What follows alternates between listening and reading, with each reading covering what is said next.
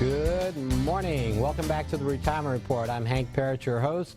All right, I want to jump right in. I want to make sure you get the most out of this morning, and I'm going to be hitting pretty hard on the investment thing so that you really understand it. You know, one of the things when you look at what's going on in the world today, this is one of those areas why this can be so important. As I mentioned, the last 15 years, we've had two bear markets where we've had drops of one drop almost 50%, the other over 50%, and then the 5 years it takes to recover from that. And look at where you're at. And I mentioned the first decade of the century, which we refer to as the losing decade, because people lost money if they were invested in the stock market over that 10-year period. Extremely unusual period to have a 10-year period where you actually lost money in the market, and that's with the S&P 500 index, which actually outperformed 96% of equity mutual funds, so most people did even worse. All right, so how do you protect yourself? How do you understand these rules? Because as I mentioned, two strategies I'm going to share with you a little later in the program actually made money during the lost decade. Okay? They made on average 5% a year over that same period.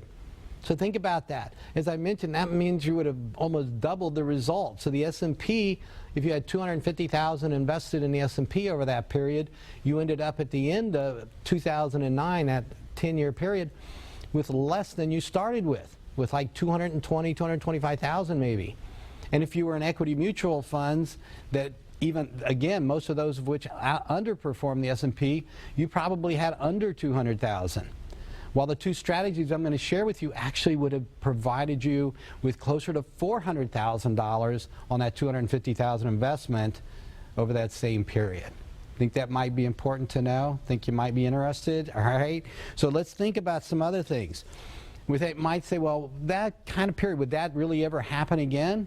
Well, according to Jack Bogle, who is the founder of Vanguard Mutual Funds, one of the biggest mutual fund companies in the world, and what Jack Bogle said, in fact, in an interview just a couple of years ago, and he holds to it today, is to expect two drops of at least 20 to 30% over the next 10 years. So over the next 8 years, let's say. Okay, two drops of over to 20 to 30%, and he said it could be as much as 50% or more, two of those in the next 8 years. All right, according to Carl Icahn. All right, if you check out his site, there's a video he has. It's called Danger Ahead.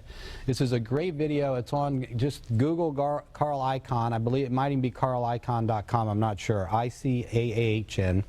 And one of the things he talks about is the bubbles that are being created in the housing market, the stock market, the bond market is one of his biggest concerns. And I got to share this one. You know, I look at portfolios all the time. I was looking at one just yesterday. And it's so typical of what I look at in fixed funds right now. People are coming in, they have bond mutual funds. Do you know, and this is one of those questions on the quiz, right? Do you know, all right, what's in your mutual funds? Do you know what stock holdings you have? Do you know what asset categories represented? How diverse really are you? Do you realize how much overlap I see in funds? Person has 10 different mutual funds in their portfolio, but the 10 funds own most of the same stocks. So they actually have, it's like they might as well have just one fund because of all the overlap of the same holdings.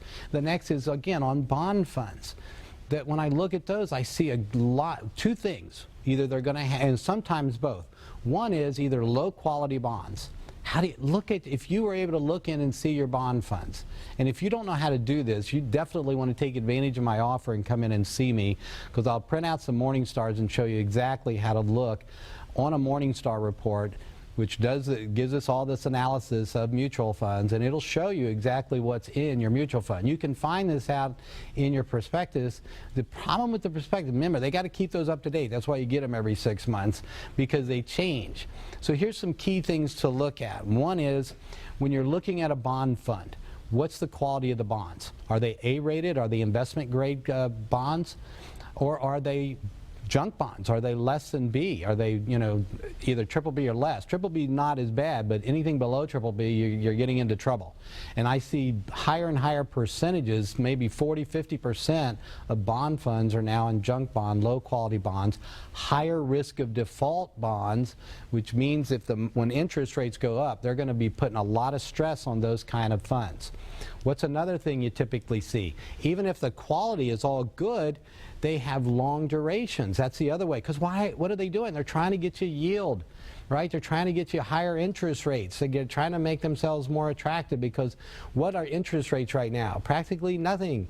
You know that, right? When you go to the bank to put money in a CD, you get less than 1% if it's a one-year CD. Even 10-year CDs are only a little over 2%. Even a 10-year treasury is just a little over 2%. So your safe places to put money pay nothing, not enough to keep up with inflation and taxes, certainly.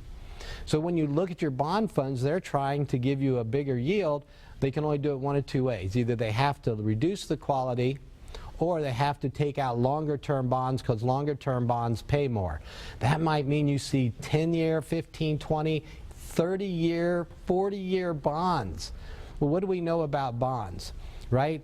Interest rate sensitive. The longer the term, the longer the duration, the longer that bond you're taking out. Because what is a bond? You're basically loaning your money to this government entity or to a corporation for a specified period of time. If that's a 20-year bond, you are committing your money to that bond for 20 years, to that company or organization for 20 years to get that interest they're going to pay you.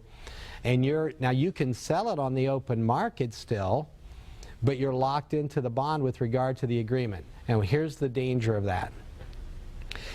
When interest rates go up, those bond prices, if you put $20,000 or $50,000 into a bond fund, as an example, such as this, or loaned it out in these bonds, and this is in your mutual fund, you may not even realize that's what the money manager has done on your behalf.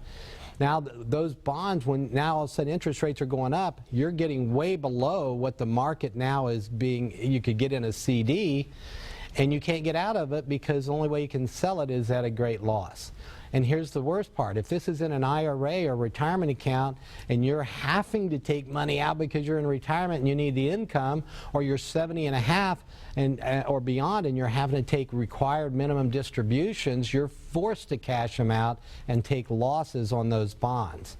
So if you don't know what's in there now, you might want to find that out.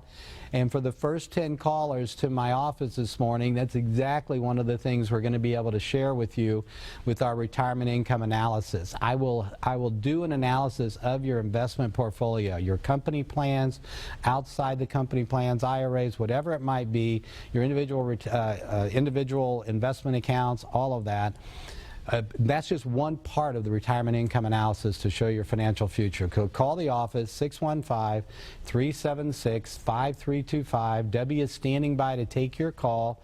She'll send you out a checklist of things to bring to your appointment with me, and we will go over this together. And I'll also send you a free copy of my book, 7 Steps to Financial Freedom in Retirement. So understand again, the bond part, that's one part of the puzzle. The other is the equities. What's in your stock portfolio? The other thing I'm seeing, because large caps, the S&P, has had a run basically since, pretty much since March of '09, all right? So 2010 and beyond, up until through 14, up until this year, 2015, not so much. But up to that period, it had a nice run. And so a lot of these money managers, again, what are they trying to do? They're trying to ride that wave, so they're getting you heavily weighted in large caps. And the problem with that is they can drop really fast, as I mentioned, happened in the first decade of this century. And as I've also mentioned, according to Jack Bogle, Carl Icahn, and others, expect these drops to occur. So here's the other part. You got to ask yourself, do you believe it? All right? What do you think's going to happen? Do you think the stock market is due, in fact, for a big drop, for a bear market, for maybe a crash of some sort? Do you believe taxes are going to go up? All right?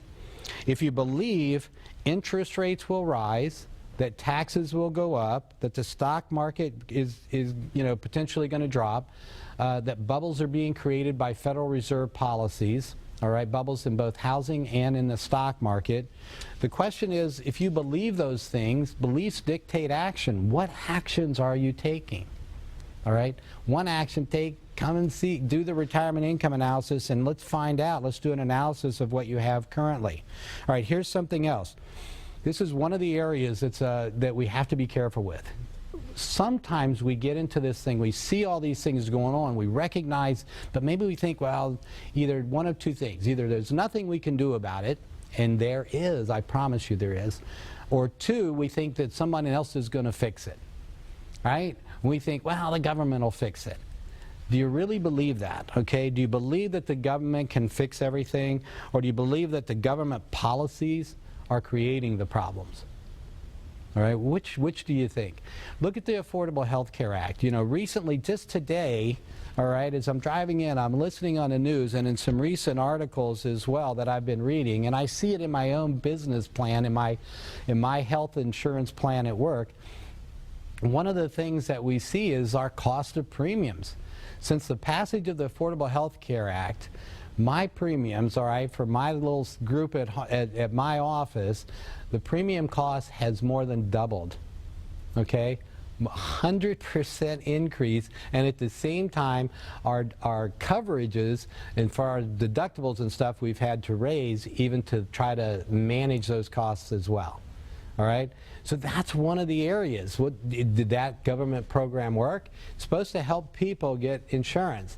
But the reality is, for many people, small business owners and that, it's driven up costs so much so that an article here recently said, in fact, that more people are opting out.